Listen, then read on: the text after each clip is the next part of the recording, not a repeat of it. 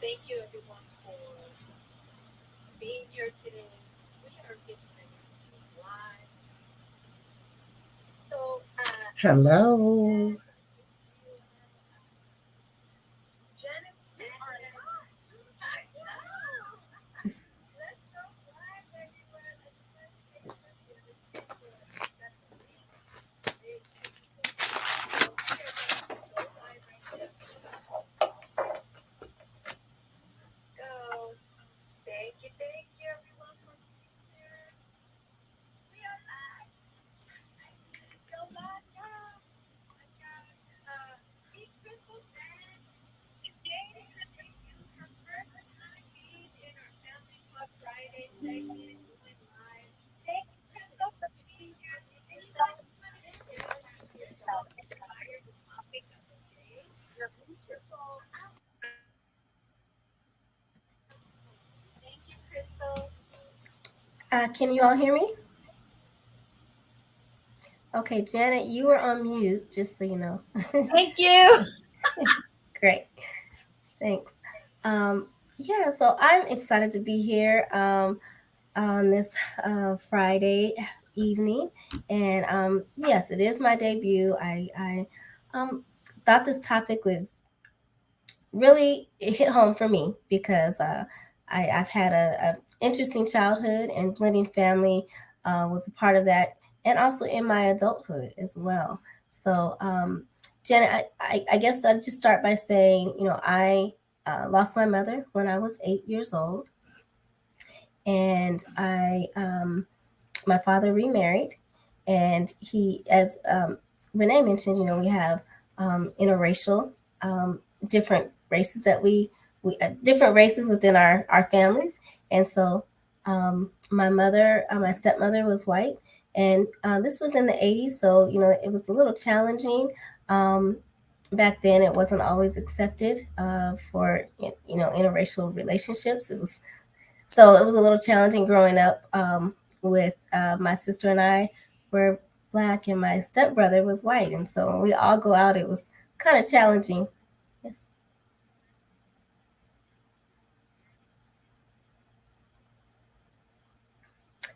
And I'm sorry, Janet. I think I'm. Let me switch here.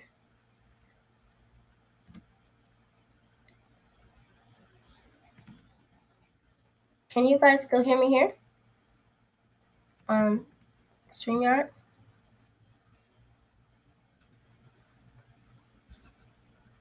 Janet, I'm sorry. I'm having a little technical difficulties. Give me 1 second.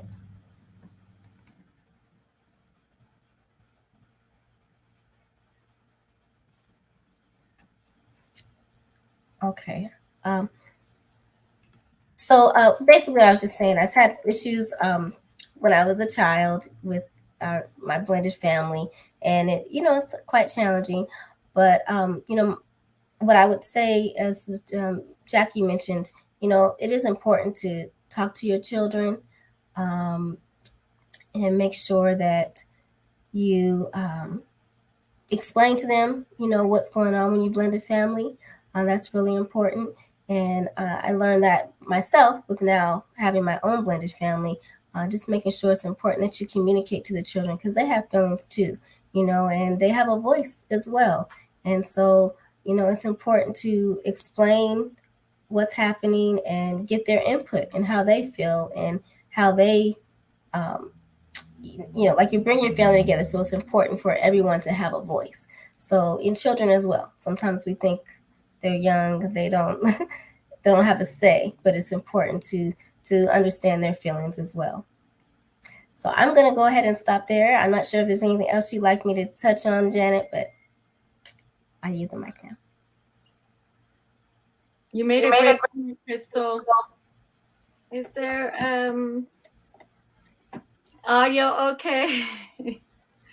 But yes, your story too, Crystal, can change someone's uh, life, as in their children. So sharing your story is also so important with others, especially if you know a friend or family member who is going into a new relationship and blending their families. So thank you for sharing that, Crystal.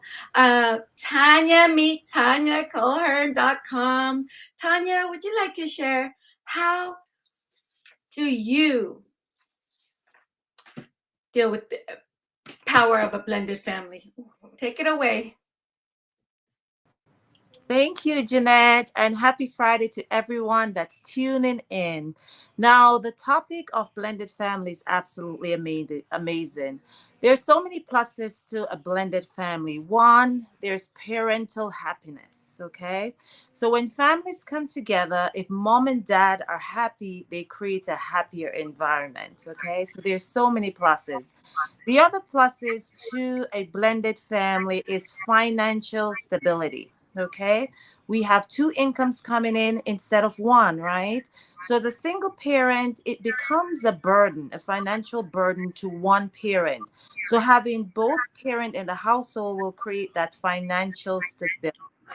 And then the other area is that they said that blended family, they know how to solve problems. That's great, right?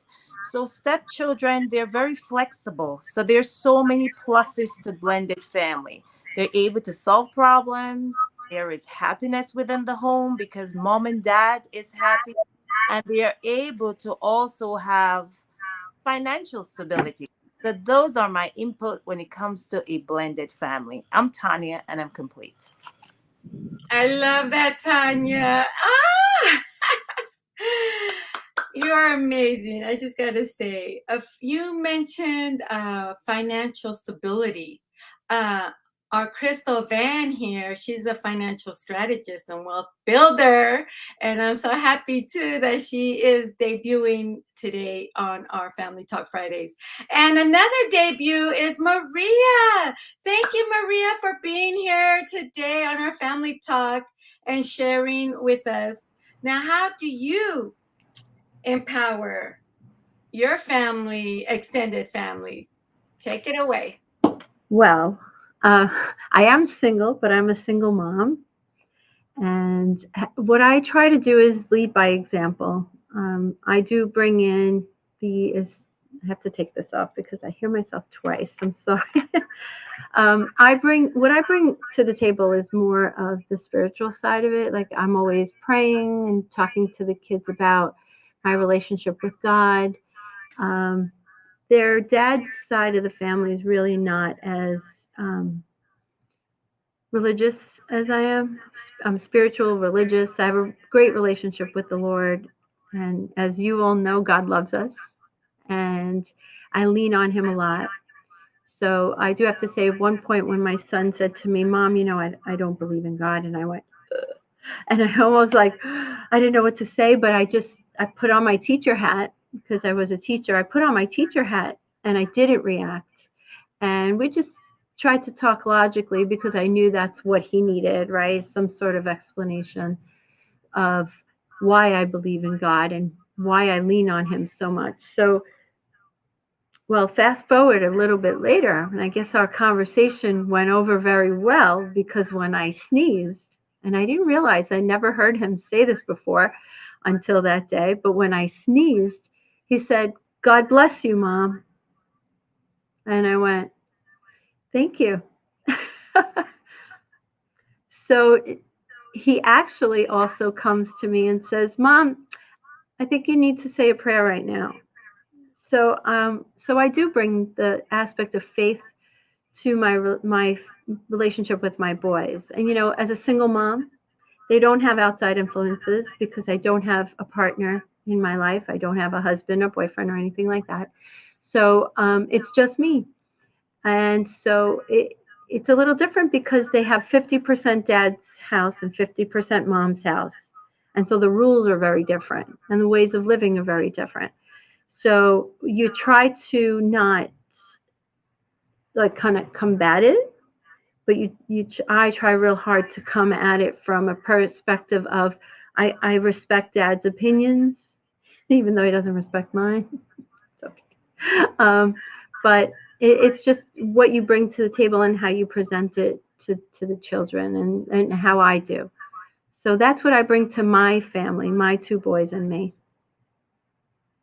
Thank you, Maria. And lead by example. And it's okay if they don't see it, as long as you know in your heart that you're doing the right thing is all that matters. And spirituality in the family is so important. So thank you for sharing that. Now, Yolanda Christensen, our queen, our beautiful artistic. She's an artist that I just discovered last weekend, and her art is amazing. You have to put your art in your background, Yolanda. So I would like to know how you empower your extended family. Take it away. Can you hear me? This topic is dear to me because as a single parent, I met my husband, and at the time I had 3 children. And I believe that we have to be very careful when we bring others in front of our family members, especially our children.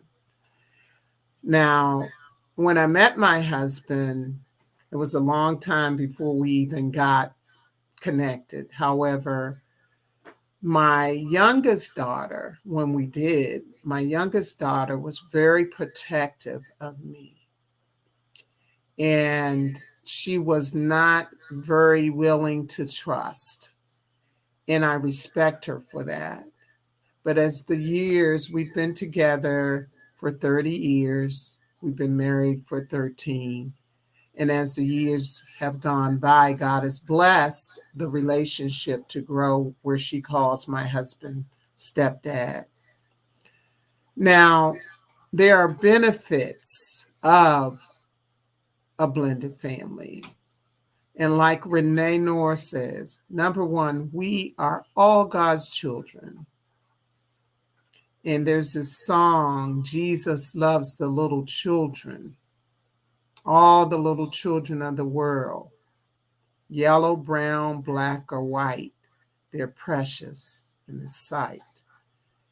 And I raise my children to have faith in God.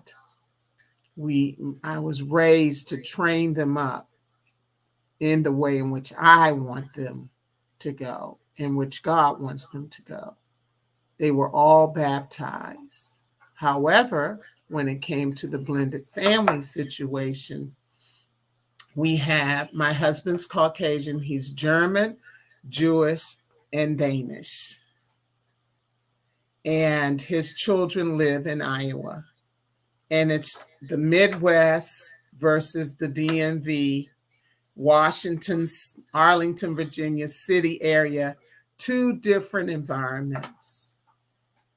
However, due to the love and the gentleness with approaching, because when I first met my first granddaughter, I've got brown skin, and she was only 8 months, but children are very wise. They don't trust everything right away. God blesses them with that discernment early in life. And it took her some time. But now my 2 grandchildren that live in Iowa, they call me Grandma Yolanda. But it had to take some growing and not to pressure them into wanting to accept me. I gave them their time. And when they were able to spend time and see me around other people, they gradually approached me. And that was the same way with my daughter, Martina. So now we're one big, happy, God's loving family. And we bump heads right in the immediate family. It doesn't necessarily have to be a blended family, but I'm just grateful that we've overcome the hurdles, because it was kind of hard for me as well I wanted it right away, but the children didn't. And so we have to be patient with them and understand this is totally different for them. So thank you for allowing me to speak today. Thank you, Yolanda, for sharing that, giving them space to get to know you, because it is hard for children when someone new comes into the family. And as a parent, as an adult, be aware who you are bringing into your circle and into your family. So it's I think of it as, back in the 1800s where we had the kings and queens in our castles. We are building our castles. We are the queens of our castles. We support our kings and our princesses and our little princes. And who do we bring into our kingdom? Because use your instincts. And if those instincts tell you a little thing, be aware. You be aware always. So thank you, Yolanda, for mentioning that. I so appreciate you. And I would like to wrap it up with Dr. Sheila, our author and the mother of two little beautiful children, boys. Take it away, Dr. Sheila. You know that. Hello, Janet. Hello, everyone again. You know, my son's waving bye to me. um, this has been such a great topic.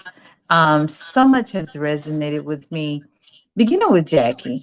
Jackie, my story was so similar, and I got teary-eyed listening to you because I battled with the same issue.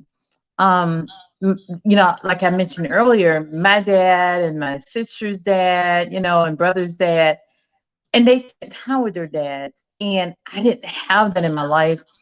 And then there were some issues that came up with, okay, is he your dad or is he not your dad? So there were a lot of things, and I'm like you, it took years for me to not hate my daddy. I'm just being honest with it, because I saw what he did for another family.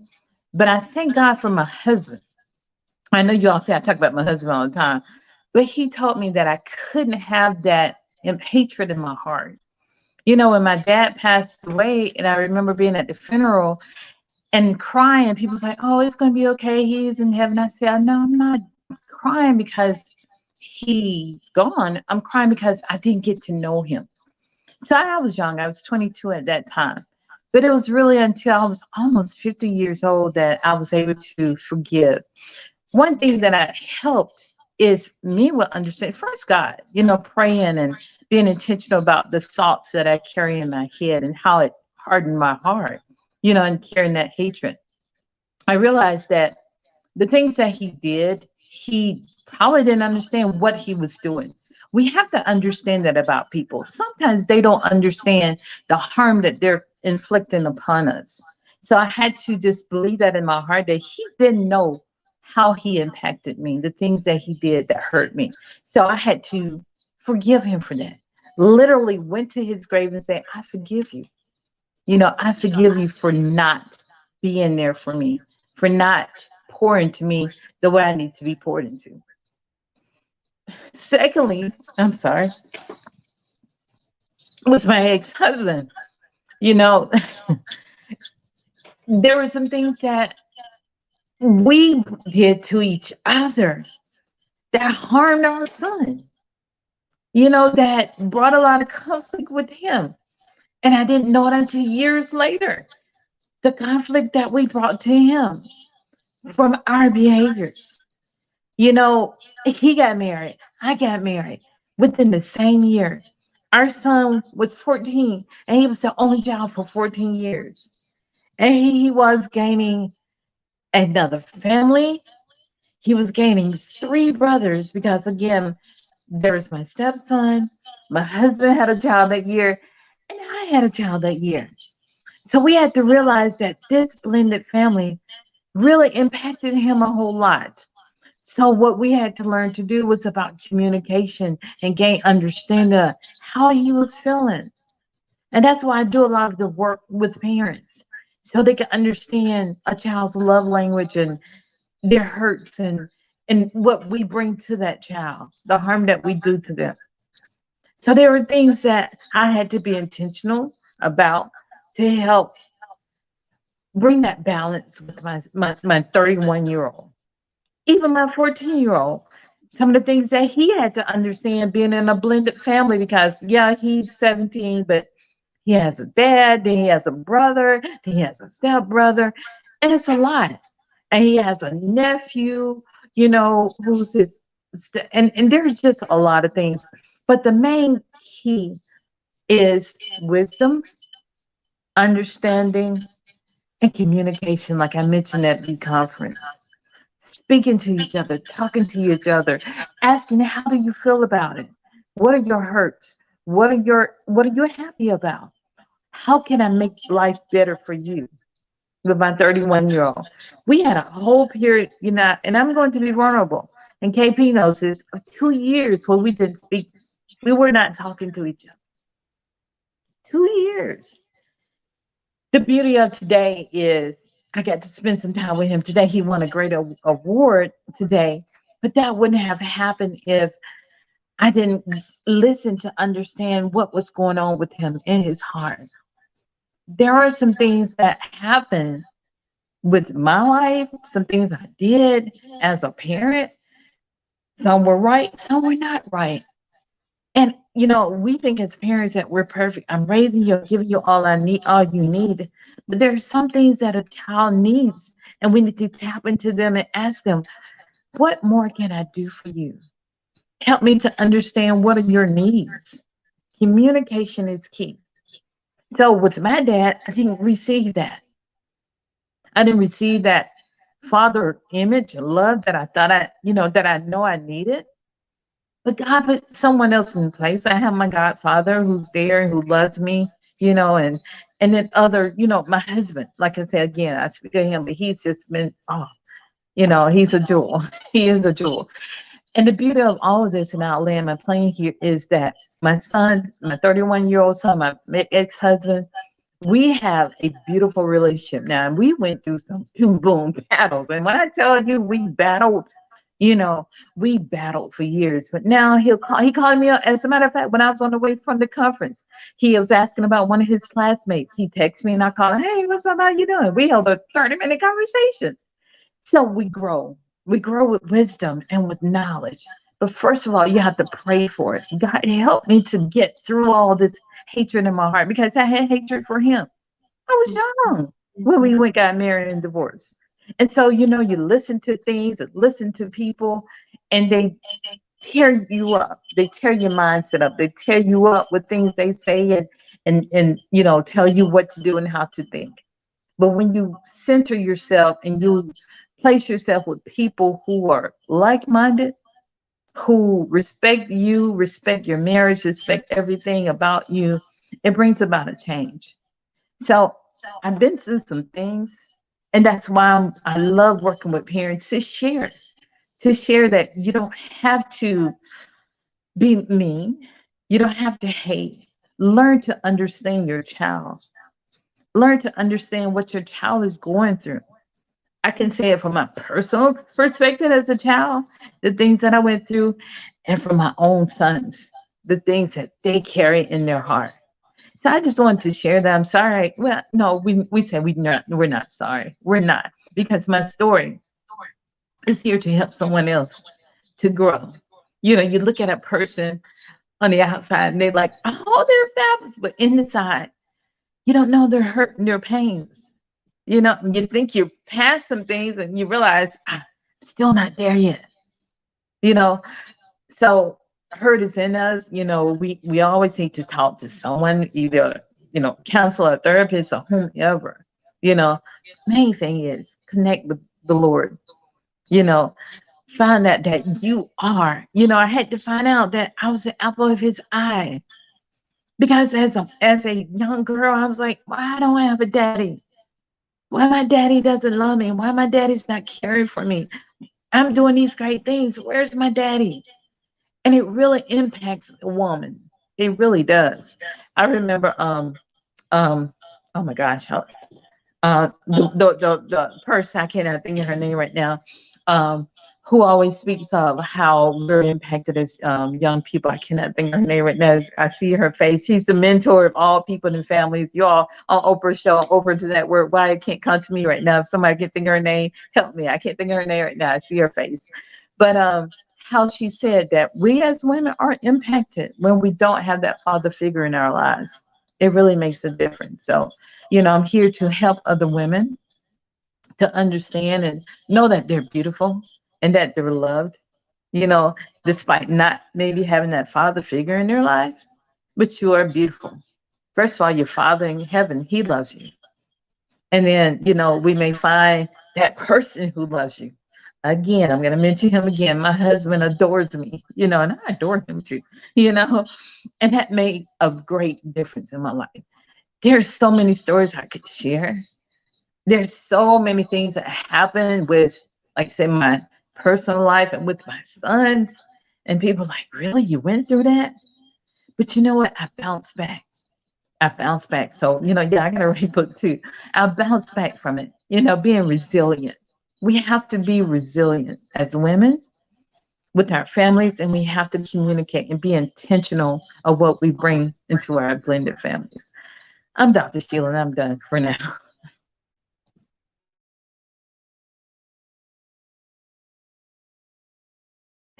Oh my goodness. Thank you, Dr. Sheila. Oh, that was a beautiful, beautiful share.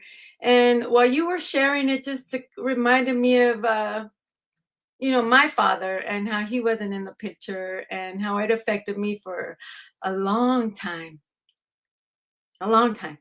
So I'm pulling back the tears, but just know that I have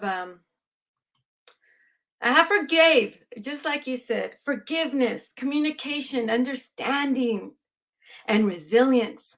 We are the bridge builders. We have gone through the storm, and look at where we're at today. We're powerful women who have survived the storm, and we should be proud of ourselves. And regardless of what anybody has to say, is none of our business. We know who we are. God is in us. That's all that matters. That's all that matters. The past no longer matters because we are here today. Maria, would you like to share? I want to say that my daddy died when I was 10.